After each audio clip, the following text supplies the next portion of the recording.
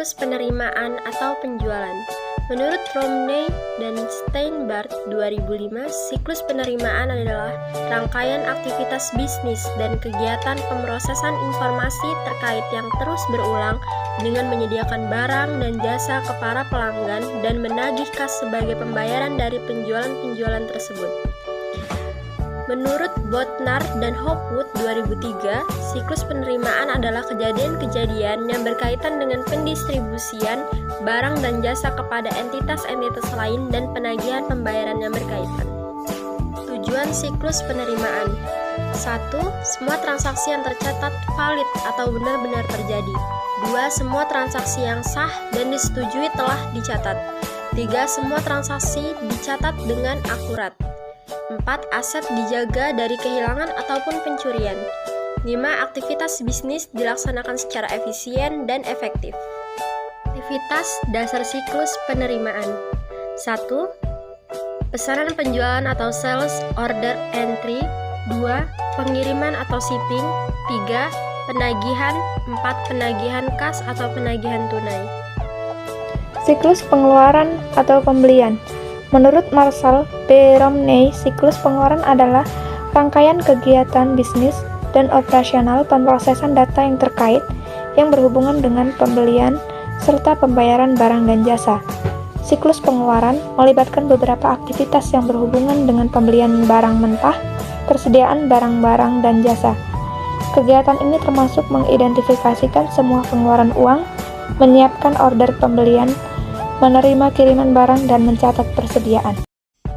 Tujuan siklus pengeluaran yaitu menerima seluruh barang yang dipesan dan memverifikasi bahwa barang tersebut adalah valid dan benar. Kemudian menjaga barang tersebut sampai dibutuhkan. Lalu faktur yang berhubungan dengan barang dan jasa adalah sah dan benar. Kemudian mencatat dan mengklasifikasikan pengeluaran secara cepat dan tepat.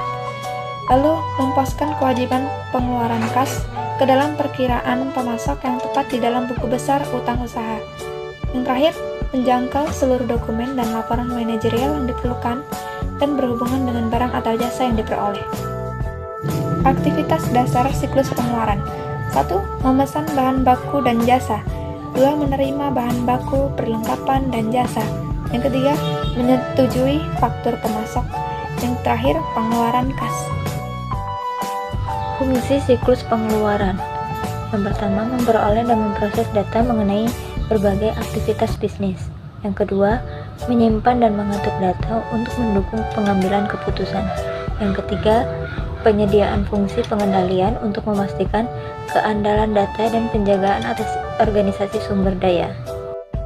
Aktivitas penjualan: aktivitas penjualan merupakan kegiatan yang dilakukan oleh tim perusahaan dalam rangka meningkatkan jumlah penjualan.